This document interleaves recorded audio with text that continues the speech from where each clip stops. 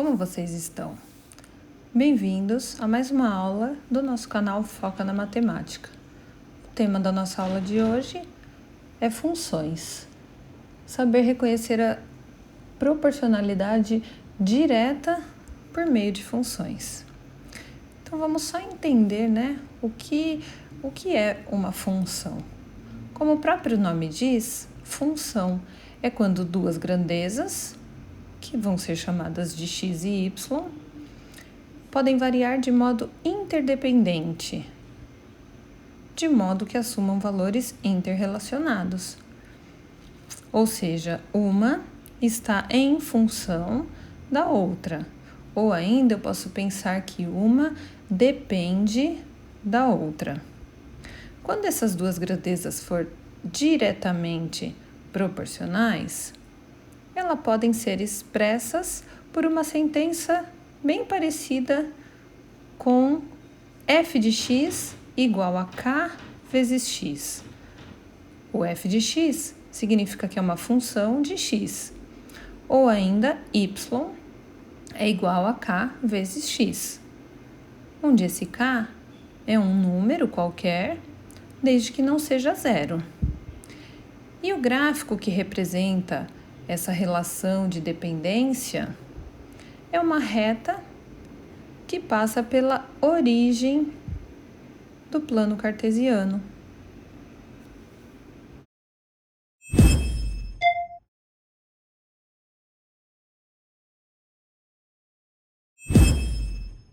De um modo geral, podemos dizer que a função é uma regra matemática em que relaciona cada elemento de um conjunto, esse primeiro conjunto vai ser chamado de x, a um único elemento de outro conjunto. Esse outro conjunto vai ser chamado de y. Então, o primeiro conjunto é o domínio da função e o segundo conjunto é o contradomínio dessa mesma função. Essa ideia de função é uma relação entre duas grandezas, onde uma está em função da outra. Ou eu falo que uma depende da outra. O x é a variável independente e o y é a variável dependente. Ou seja, y é função de x. Ou ainda, fica mais fácil o entendimento, y depende de x.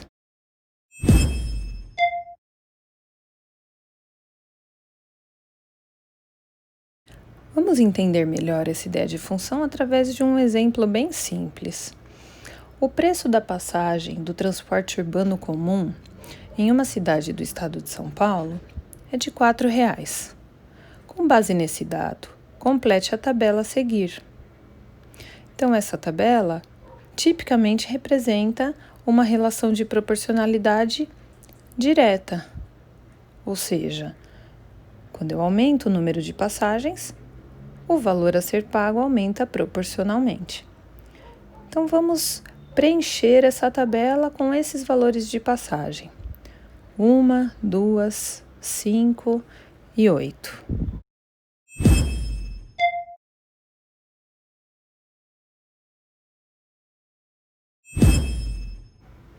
Então, se eu for comprar uma passagem, o cálculo a ser feito é 4 vezes 1. 4, que é o valor de cada passagem, vezes 1, porque eu estou comprando uma passagem. Ou seja, vou pagar R$ 4,00. Se for comprar duas passagens, o cálculo vai ser 4 vezes 2, num total de R$ 8,00. A mesma coisa para quem compra 5 passagens. Faz o cálculo de 4 vezes 5, R$ 20,00. E quem compra 8 passagens? O cálculo vai ficar 4 vezes 8, R$ 32,00. E se eu quiser generalizar? Se eu quiser dizer qual o preço de X passagens? O preço de X passagens é o resultado da multiplicação de 4 pelo valor de X, sendo X o número de passagens e eu vou chamar o valor a ser pago de f de x, ou ainda de y, tanto faz. Então, nessa sentença, o valor de k, lembra aquela constante, é o 4. Observem aí na tabela. O 4 foi o único valor que manteve-se constante. Então, como ficaria a lei de formação dessa função? F de x é igual a 4 vezes x.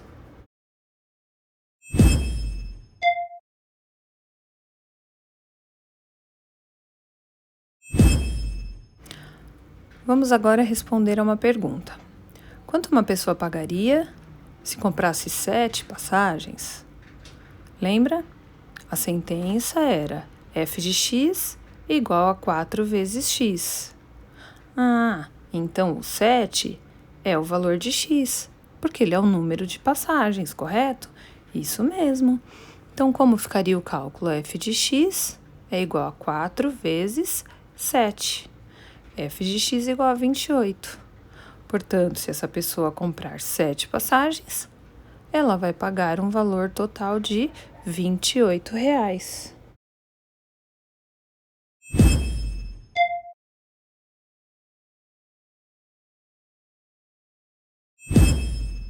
Agora uma outra pergunta. Quantas passagens podem ser compradas com o valor de R$ 60? Vamos novamente lembrar a sentença. F de x igual a 4 vezes x. Entendi. Então, esse 60 ou R$ 60 é o valor de f de x, que é o valor a ser pago. Então, substituindo na sentença, ficaria 60 é igual a 4 vezes x. Isolando x, eu passo 4 para o outro lado da igualdade, dividindo. 60 dividido por 4 é igual a x, achando um valor para o x de 15. Ou seja, com R$ 60, essa pessoa compraria 15 passagens.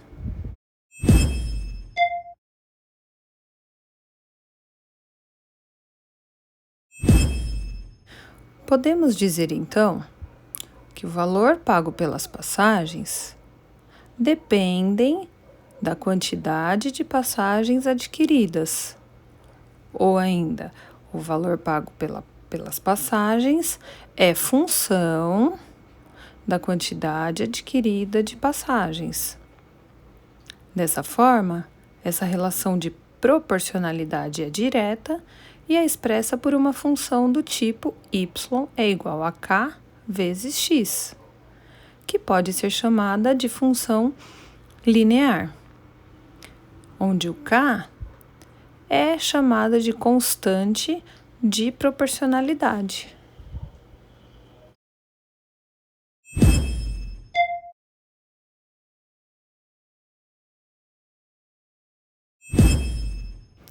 Continuando ainda no exemplo das passagens, que tal construirmos o gráfico dessa função? Bora lá?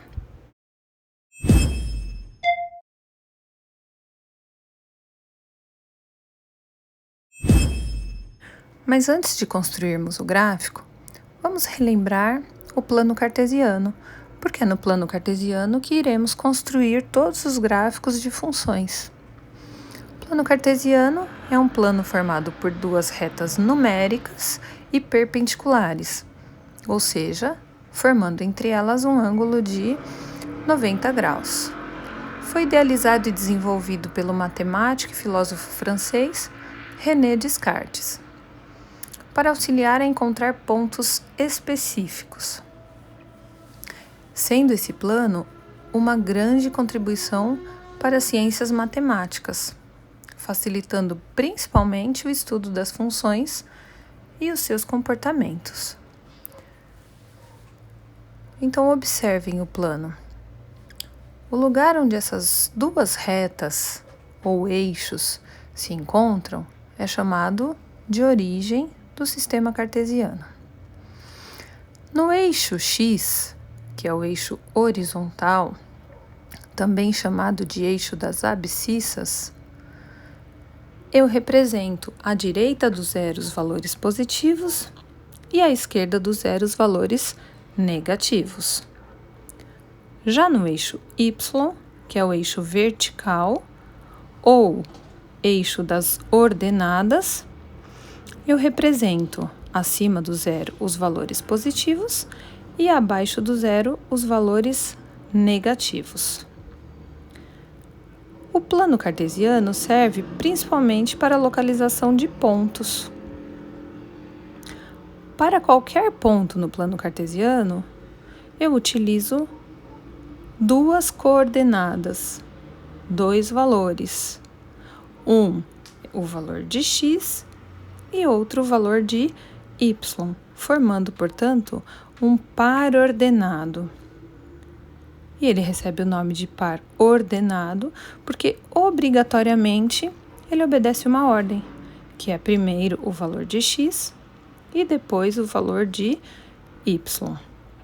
Observem o exemplo nesse plano cartesiano. Temos aí o ponto P de coordenadas 2 e 3. Significa o quê? Que esse ponto teve um deslocamento horizontal de 2 unidades à direita no eixo x e 3 unidades acima no eixo y. É como se eu fosse dar o endereço de casa para alguém. Quais as informações que eu dou? É uma localização. Eu informo a pessoa o nome da rua e o número da casa. É o meu endereço. Então, o plano cartesiano, para eu localizar um ponto, eu dou o endereço desse ponto. Esse endereço é o que chamamos de par ordenado.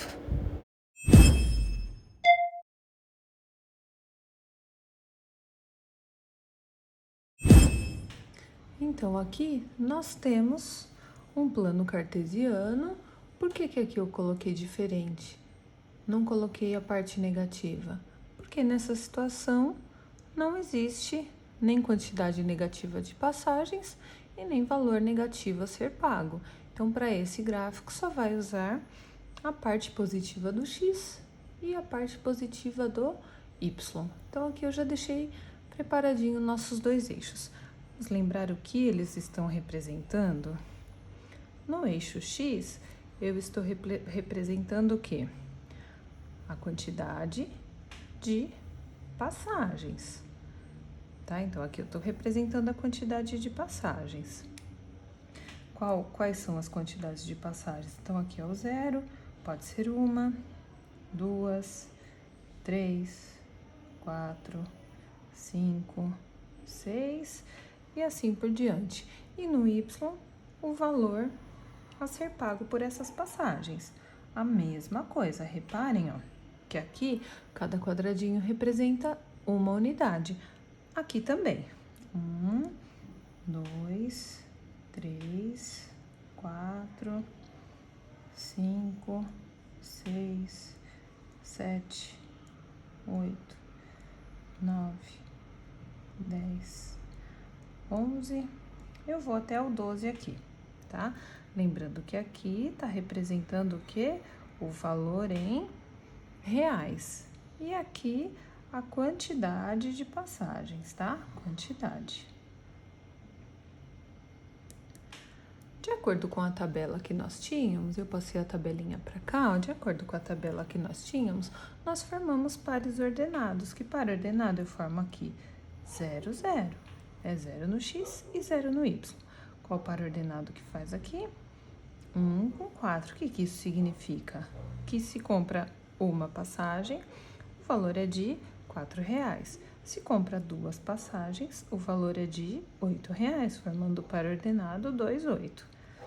Se compramos 3 passagens, o valor é de R$12. Se compram 4 passagens, o valor é de R$16 e assim por diante.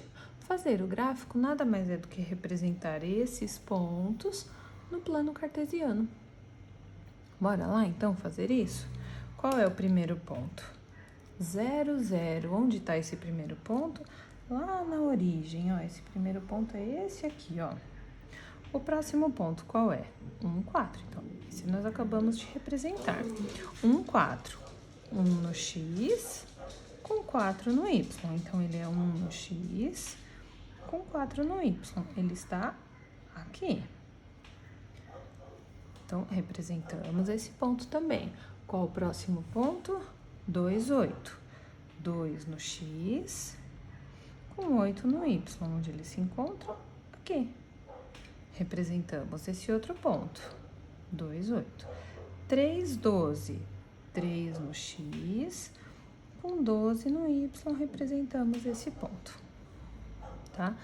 Com alguns pontos, nós já conseguimos traçar o gráfico. O que é traçar o gráfico?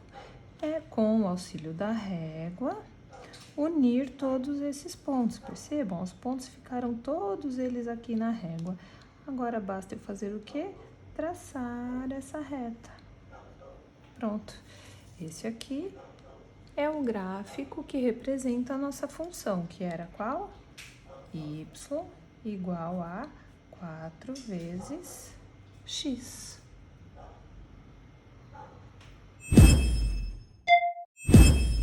Agora vamos ao gráfico.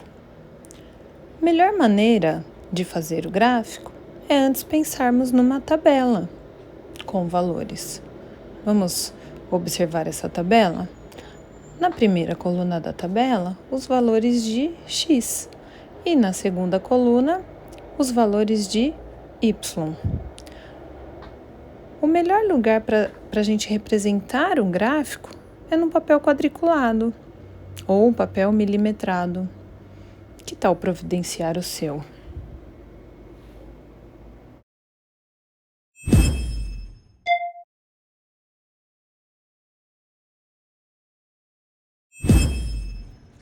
Na letra B, pede para fazer o gráfico. Antes de fazer o gráfico, seria interessante nós montarmos uma tabela. Então, quais as informações da tabela? O x e o y. Lembrando que o y é igual a 3 vezes x, sentença que nós acabamos de encontrar. Uma outra forma de representar essa sentença é colocar f de x no lugar do y. É a mesma coisa.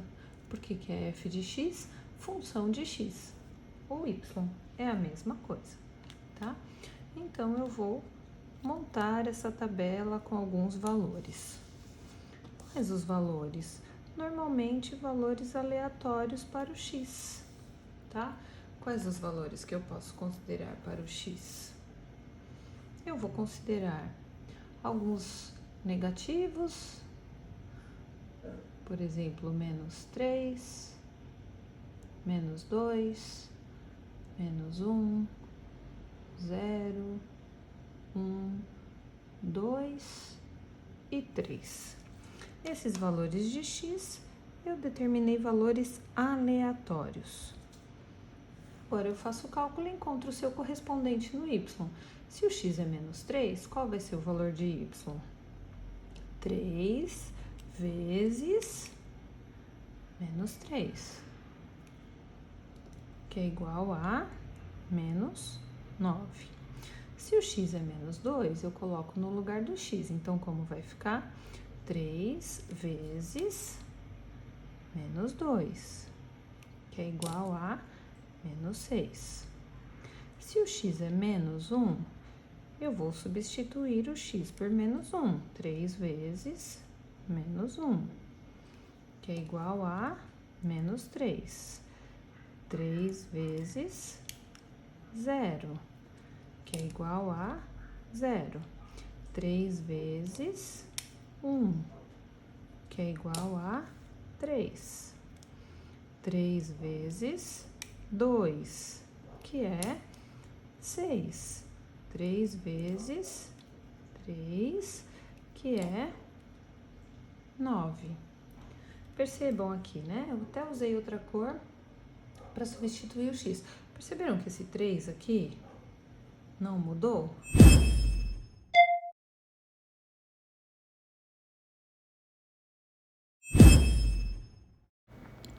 O estudo das funções tem como principal objetivo o domínio da linguagem mais utilizada para expressão das relações que existem entre grandezas das mais diversas áreas do conhecimento.